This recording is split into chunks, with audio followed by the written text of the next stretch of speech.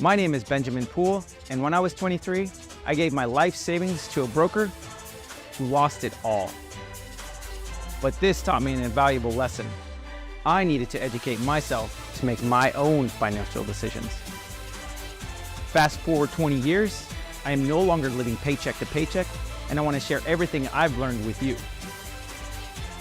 Welcome to Financially Fit.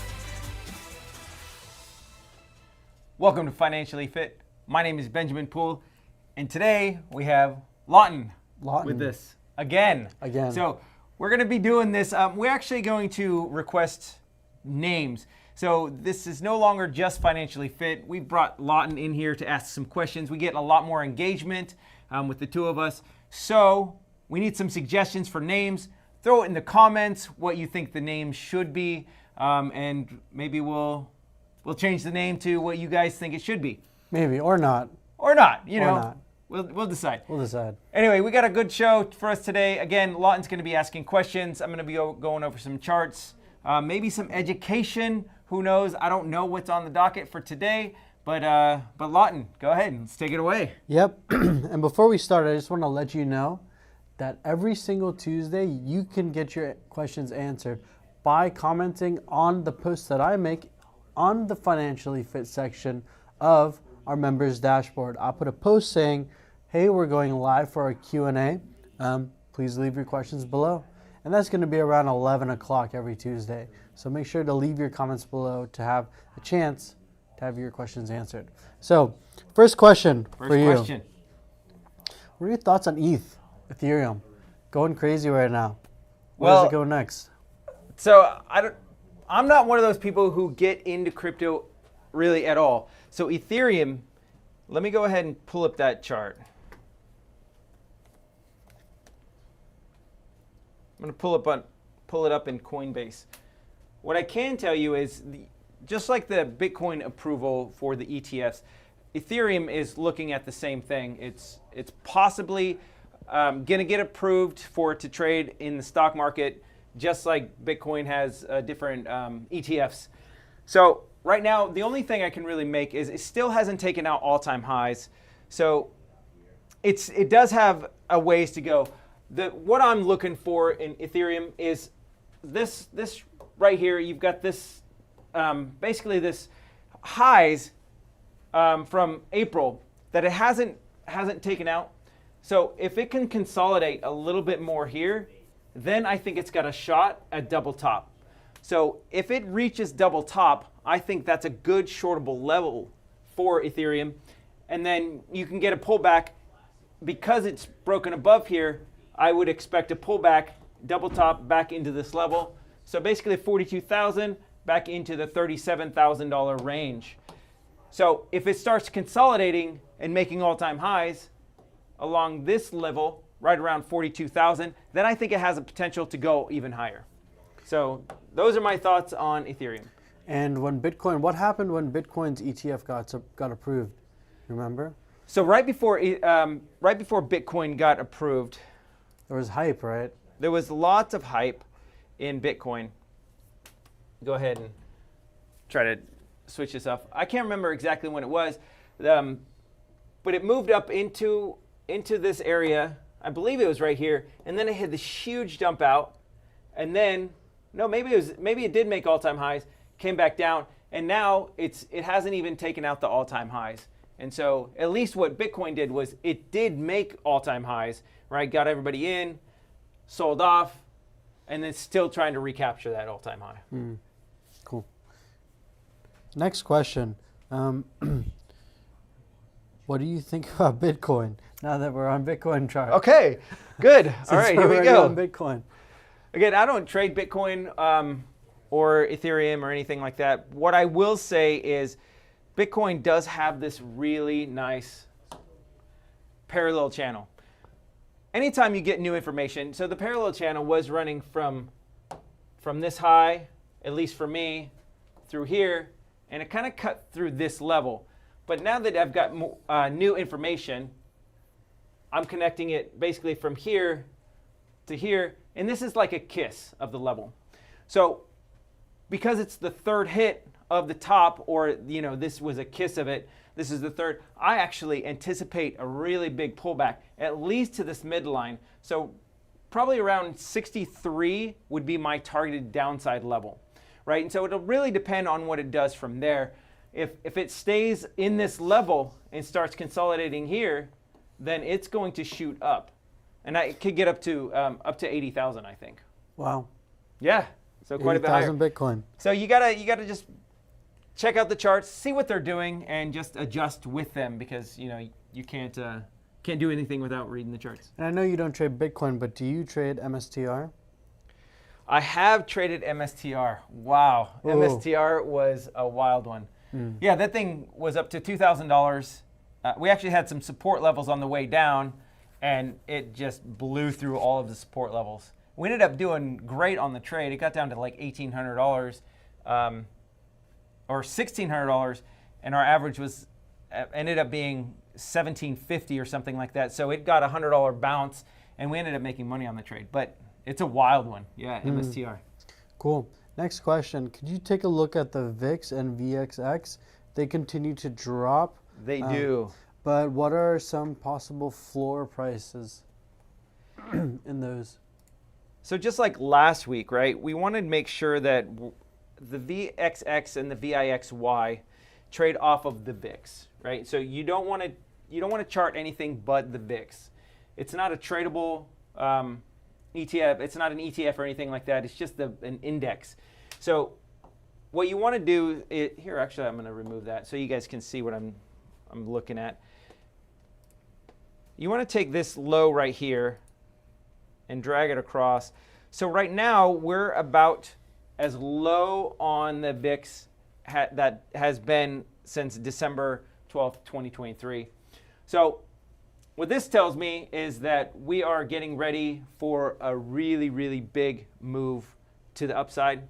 And I know it doesn't seem like it would move to the upside because the volatility is so low, but with the markets at all-time highs, and there's just no fear in the markets yet, but once there starts to become a little bit of fear, I think the VIX and the VIXX and the VXX and the VIXY are going to really spike.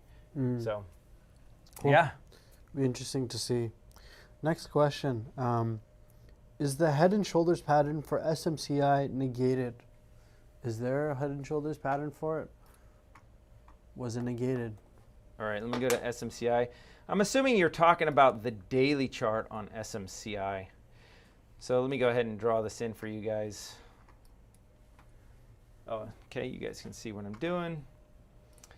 All right, so there's really cool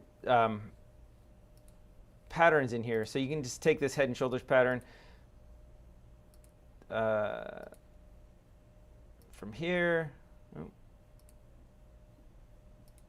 So I believe this is what they're talking about. Yeah.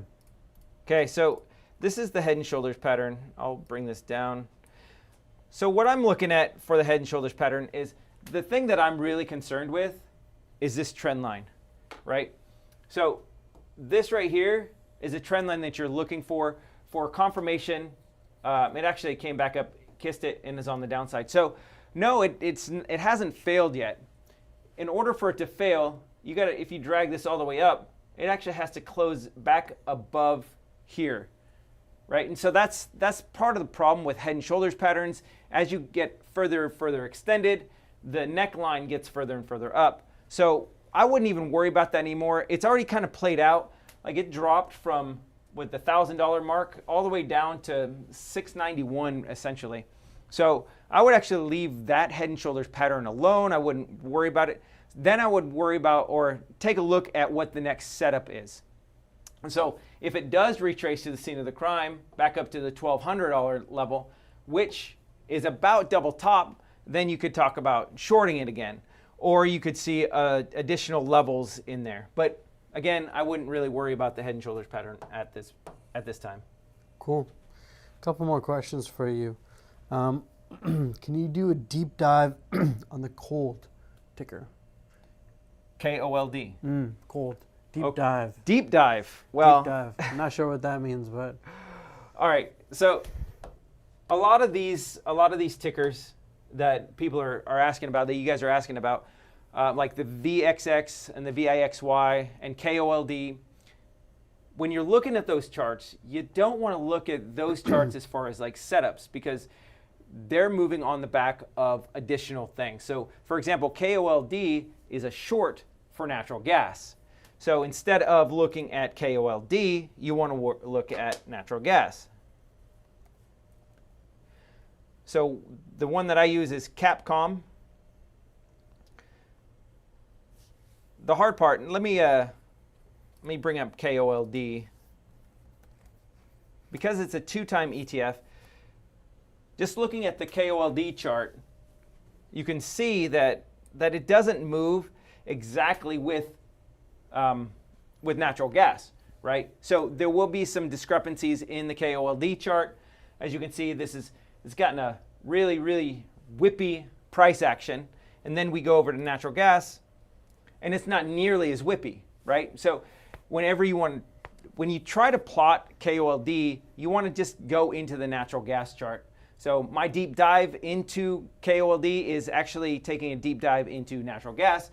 So natural gas right here is going to have really, really, really strong resistance right here. So it took a while. It had this big tail. It's not a topping tail, but it had this big tail and this huge pivot point. And so this level right here, right around the $3 level, is actually where it hit, or pretty close to today. Oh, why did that not work? Hold on, give me one sec. I'm trying to draw a line. There we go.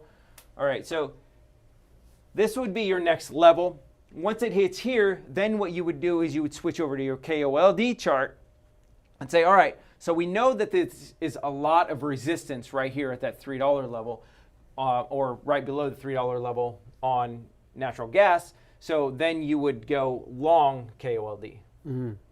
So that's how you would play the KOLD chart. Okay. So I'm gonna go long KOLD at $3 natural gas. Because you expect natural gas, because of the resistance level, you expect natural gas to get some sort of a pullback, right? Sure. Next question. So if the dollar and 10-year are likely to break down, just like Gareth has been saying, but the put and call ratio is skewed toward calls, how do you determine the most likely direction of the markets? Well, that's a good question. Well, so we're counter trend traders, right? And so we look at the put call ratio. If there's more calls going into the markets, that generally means that there's more bullishness in the markets. When there's more bullishness in the markets, that generally favors the capitulation and the downside in the markets. Mm-hmm. And so I would say that that's actually a good indicator that we might be closer to the tops than we think. Because the market makers, so the people who are the ones who sell the options are hedge funds, and they don't want you to get into the money, because then they're going to be losing their premium. And if they sell their options, you end up buying the option and then you end up cashing out, they can lose out on the potential gain. And so they want the stock and they want the premium. And so when you get more and more calls in the market, it more likely again favors the downside. Cool. I have 2 more questions for you. 2 more. Okay. 2 final ones. First one, a potential setup for gold. Do you see any potential setups for gold? Gold. Let me see. Gold.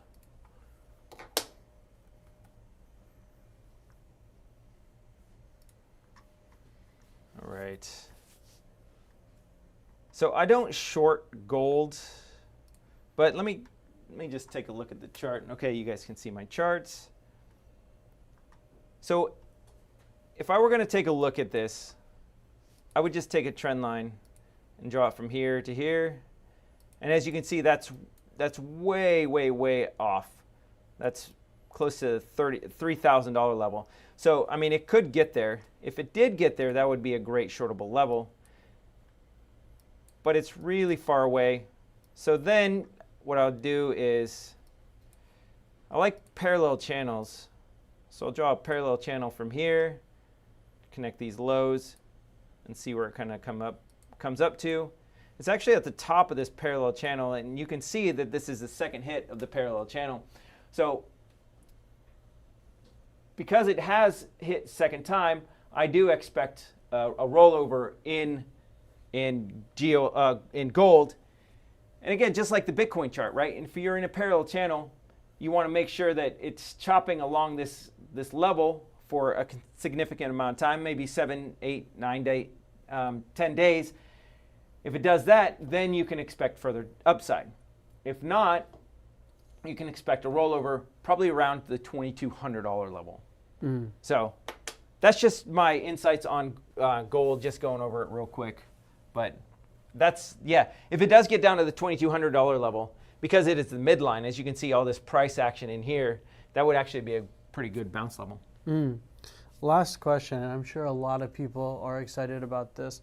The NVIDIA earnings are coming out tomorrow. I mean, it's been on a run, you know. It's been a tear.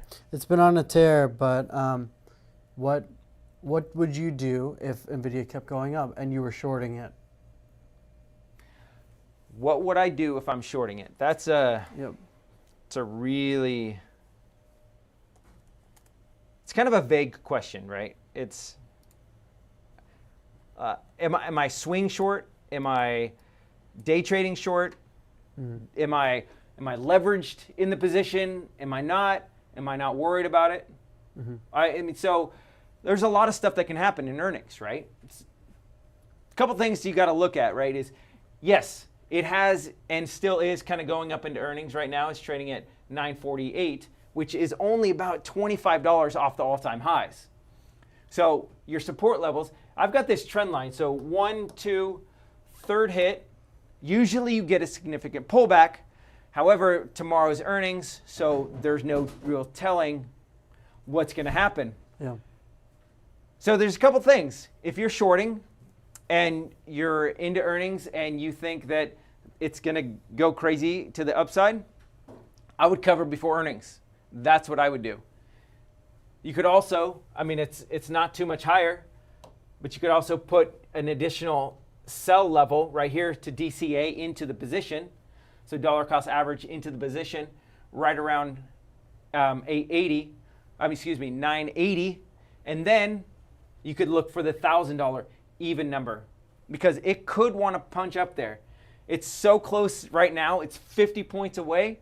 I mean, it could make a big run, scoop that level, stop everybody out. If you're looking for that as a short, you know, your stop out might be over $1,000. So it could go up there and then flush out. Or what could happen is what happened last time. It actually dropped like $75 on earnings, and then it shot up way back up. So you can have your cover orders out, right? And so expect a little bit of volatility to the downside, take your profits or cover whatever you need to do, and then look for another reshorting level. So yeah, I mean, there's lots of different ways to play it. Yeah. Well, that's all the questions I have for you. Before you exit, before you outro and everything, what if somebody wanted some one-on-one time with you? What could they do? They wanted some personal consultation with you. So on the Verified Investing website, you can actually book a one-on-one session with me. And I'll go over the charts and stuff like that you guys request. You can either do a half an hour session or a full hour. Yeah, either way. Cool. Thanks for letting me know. Yeah. Cool. Awesome. Thank you guys so much for tuning in. This has been a lot of fun. You guys are asking me about charts that I don't usually go over. And so it's actually pushing me outside of my comfort zone. And I really appreciate it. So thank you guys so much for watching, tuning in, liking, subscribing. Please understand that this is for educational purposes only. Do your own research. And we will see you next time on Financially Fit. Or whatever we call it. Or whatever we call it next. Yep. All right, take care.